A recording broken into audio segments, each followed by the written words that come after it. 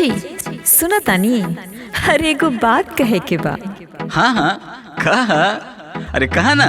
एगो बात कही हम सुनी सुनिए बलम, मन घूमे के करता खाके कोहिल कसम। ए जी हाँ एगो बात कही हम सुनी सुनिए बलम, मन घूमे के करता खाके कोहिल कसम। लेवे दिलवा के तनिको सुकून चलना, लेवे दिलवा के तनिको सुकून चलना।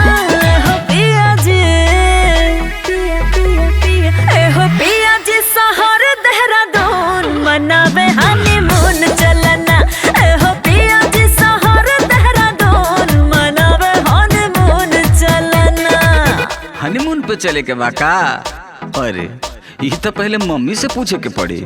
अच्छा ठीक बा।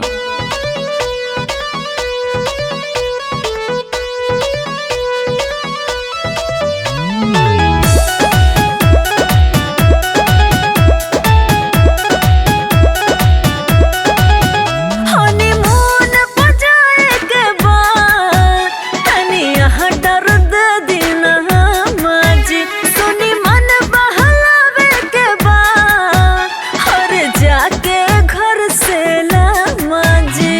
अरे ऑर्डर दे दी ना, ओ माजी ऑर्डर दे दी ना। यहाँ खेत बा, कियारी बा, बागी बा, बगीचा बा, यहाँ दिल न बहली। अब बहरी बहरी से लोग यहाँ घूमे आवता, तू जेबू देहरादून। वाह आ देरी करे के ना बाटे ही जून चलना। ए हो पिया जी, ए पिया जी, ए हो पिया जी शहर देहरादून मनावे हनीमून चलना। ए हो पिया जी शहर देहरादून मनावे हनीमून चलना।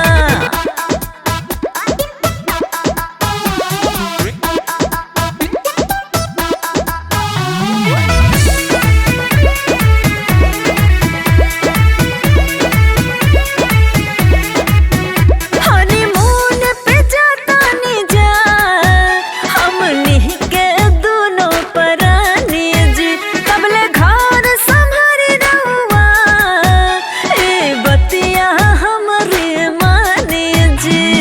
सैया संगे लूटब हम लहार और दिनों रात आठरे पहाड़। अच्छा हम इतना दिन से यहाँ आइल बानी, हम तो कोनो शहर शहरात ना गईनी। हाँ आ तहरा के का जरूरत बा जाए के? हनीमून जई है सैया घरवा से ताना बाना बुन चल